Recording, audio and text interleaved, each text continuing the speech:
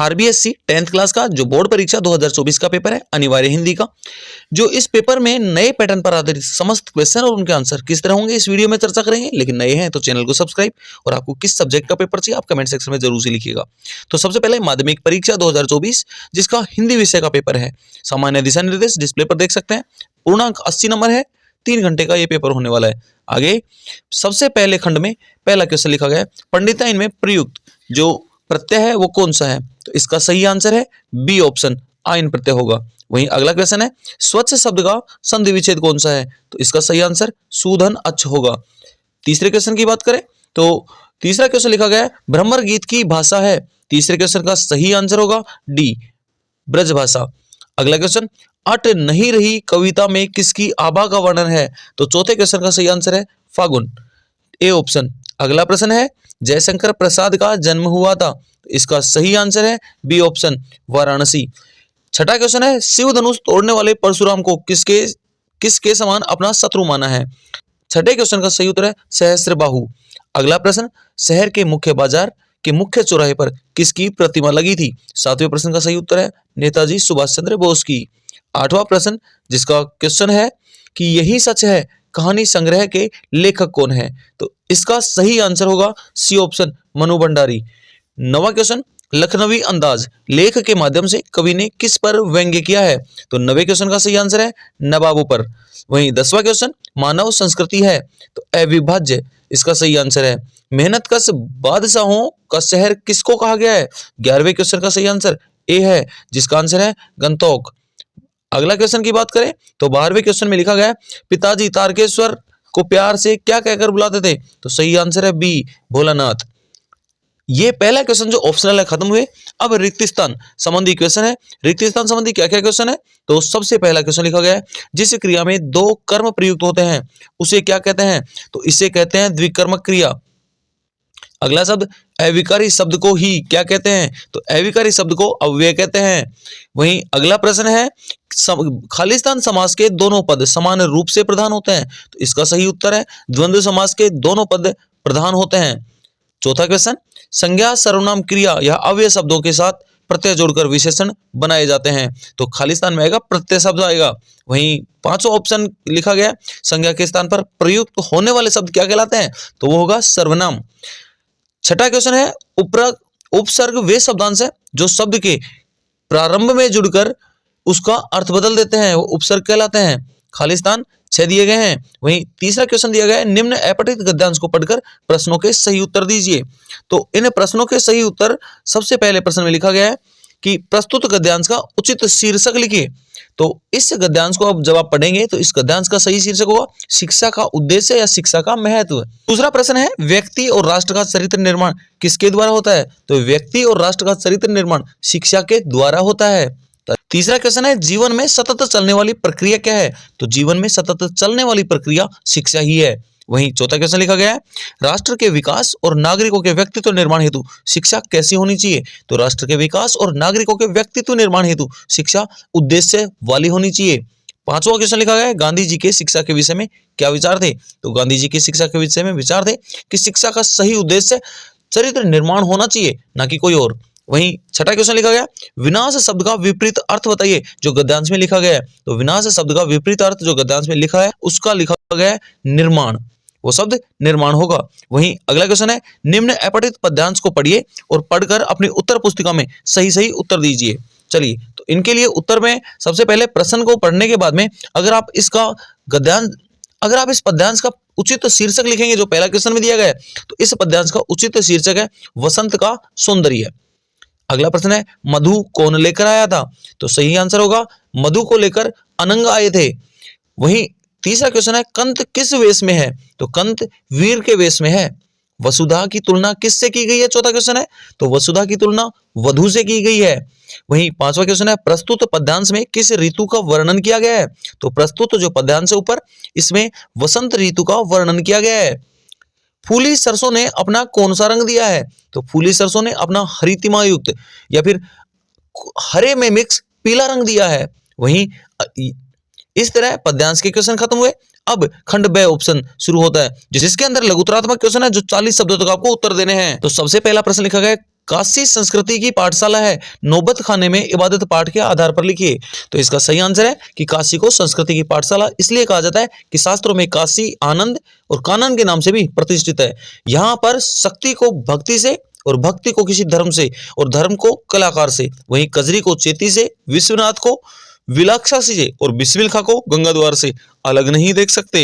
वहीं second question लिखा गया है, संस्कृति असंस्कृति में कब बदल जाती है? तो संस्कृति में मानव कल्याण की भावना निहित होती है। जब वही भावना टूटकर मानव के अकल्याण और विनाश के लिए सहायक बन जाती है तो वह असंस्कृति में टूट जाती है।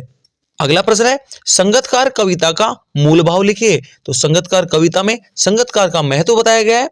इसके पीछे वह मुख्य गायक के पीछे पीछे जो चलता है और स्वर को बिखरने नहीं देता और सफलता दिलाने के लिए महत्वपूर्ण भूमिका निभाता है, अतः उसे भी पूरा सम्मान मिलना चाहिए था। 8वां प्रश्न है, आत्मकथ्य कविता में कवि ने किन किन बिंबों का प्रयोग किया है? तो जयशंकर प्रसाद की जो कविता है उसमें आत्मकथ्य कविता है। बिंब विधान योजना में अपने भंवरे के रूप में, जीवन को गागर रीति के रूप में और परिवार को जीवन के सपने के रूप में प्रयोग किया गया है। प्रश्न नंबर 9 है, लेखक को हिरोशिमा के विस्फोट को प्रत्यक्ष देखकर कैसा अनुभव हुआ? तो हिरोशिमा में जो लेखक को अणुबम के विस्फोट की भयानकता का अनुभव हुआ वह जले हुए पत्थर पर लंबी उजली छाया देखकर अनुमान लगाया मानो कोई व्यक्ति खड़ा रहा हो और रेडियोधर्मी किरणों का शिकार रहा हो, जिसने पत्थर तक को भी झुलसा दिया होगा और व्यक्ति को भाप बनाकर उड़ा दिया। वहीं अगला प्रश्न है कि पत्थर तोड़ती पहाड़ियों को देखकर लेखिका को कैसी अनुभूति हुई? तो लेखिका को जब पहाड़ी क्षेत्र के अंदर प्राकृतिक सौंदर्य को देखकर आनंद हुआ, लेकिन हिमालय पर जो पत्थर तोड़ती हुई पहाड़ी थी उनको देखकर बड़ा दुख हुआ। वहां की औरतें पीठ पर अपने बच्चे को बांधकर गिट्टियां या पत्थर तोड़ती थी और मजदूरी करती थी। वहीं अगला प्रश्न है 11वां कि आंखें भर आना मुहावरे का एक वाक्य में प्रयोग करना। तो आंखें भर आना मुहावरे का सबसे पहले अर्थ होगा आंखों से आंसू आ जाना या फिर बहुत दुखी होना। वहीं अगर बात करें मुहावरे में प्रयोग की, तो जब भी बेटी घर से विदा होती है तो आंखें भर आती हैं। ये इस तरह से खंड बी खत्म होता है। खंड सी में लिखा गया है, निम्न पठित गद्यांश को ध्यानपूर्वक पढ़कर प्रश्नों के उत्तर अपनी उत्तर पुस्तिका में दीजिएगा। तो आप गद्यांश को पढ़ सकते हैं। पढ़ने के बाद में सबसे पहला प्रश्न, लेखक क्यों दुखी हो गया था? तो लेखक इसलिए दुखी हो गया था क्योंकि देशभक्ति की कदर नहीं करते थे लोग। वहीं सेकंड क्वेश्चन, हालदार साहब कितने दिन के बाद में कस्बे से गुजरे? तो सही है, तो सही उत्तर होगा हालदार साहब 15 दिन के बाद में कस्बे से गुजरे थे। तीसरा क्वेश्चन लिखा गया है, सुभाष की मूर्ति की आंखों पर चश्मा क्यों नहीं पहना था? तो सुभाष की मूर्ति पर आंखों पर चश्मा इसलिए नहीं लगा था क्योंकि मास्टर जी बनाना भूल गए थे। चौथा क्वेश्चन, लेखक आज वहां रुकना क्यों नहीं चाहता था? तो जो सुभाष जी की मूर्ति थी उस पर लगाने वाला कैप्टन मर गया था और उसकी मूर्ति पर चश्मा नहीं होगा तो लोगों में देशभक्ति नहीं होगी, इसलिए वह रुकना नहीं चाहता था। इसके अथवा में आपके पास फिर एक गद्यांश दिया गया है।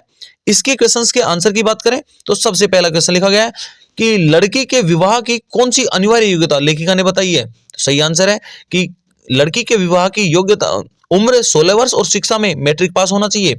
वहीं दूसरा क्वेश्चन लिखा गया है कि लेखिका को अपने वजूद का एहसास कब हुआ? तो लेखिका को अपने वजूद का एहसास जब लेखिका ने अपनी बड़ी बहन सुशीला की शादी और दोनों बड़े भाइयों को पढ़ने के लिए बाहर चले जाने के बाद में उसे अपने वजूद का एहसास हुआ।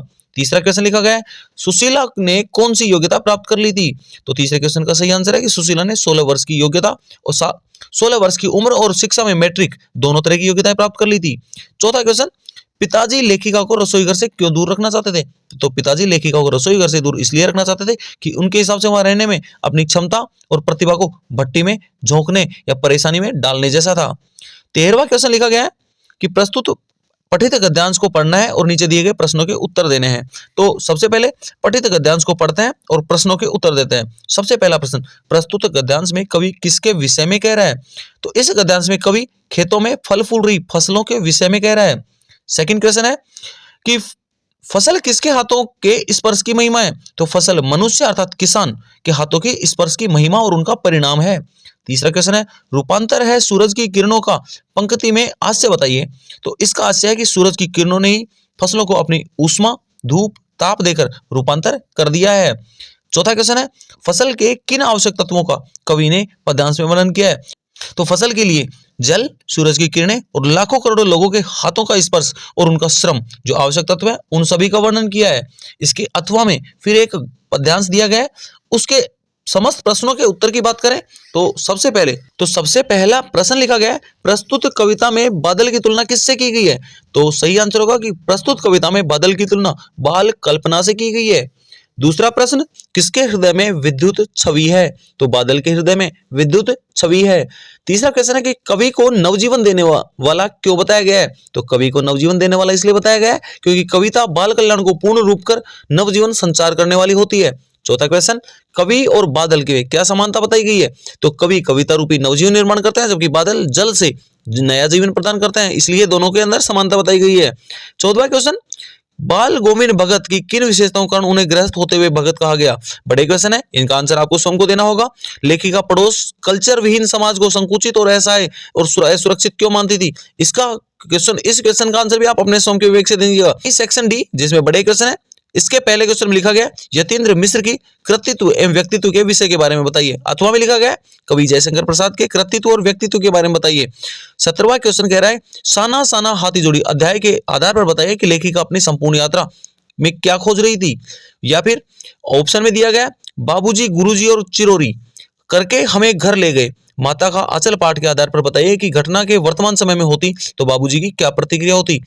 And last but not the least, निम्न विषय में से किसी एक पर आपको 300 शब्दों में निबंध लिखना है। सबसे पहले आतंकवाद एक समस्या, दूसरा पर्यावरण प्रदूषण, तीसरा अनुशासन का महत्व और लास्ट मेरी अविस्मरणीय यात्रा।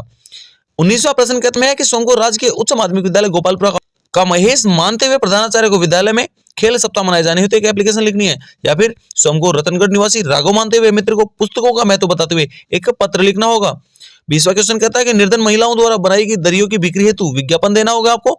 या फिर अथवा में लिखा गया व्यावसायिक शिक्षा छात्रों द्वारा बनाई गई वस्तुओं की प्रदर्शनी के लिए एक विज्ञापन लिखना होगा। इस तरह करके हिंदी का पूरा प्रश्न पत्र होता है, जिसके महत्वपूर्ण प्रश्न आपके सामने साझा कर दिए गए हैं। इसके अलावा कोई और प्रश्न होते हैं, जल्द ही वीडियो साझा किया जाएगा। आप किस विषय का पेपर चाहते हैं कमेंट सेक्शन में जरूर से लिखें।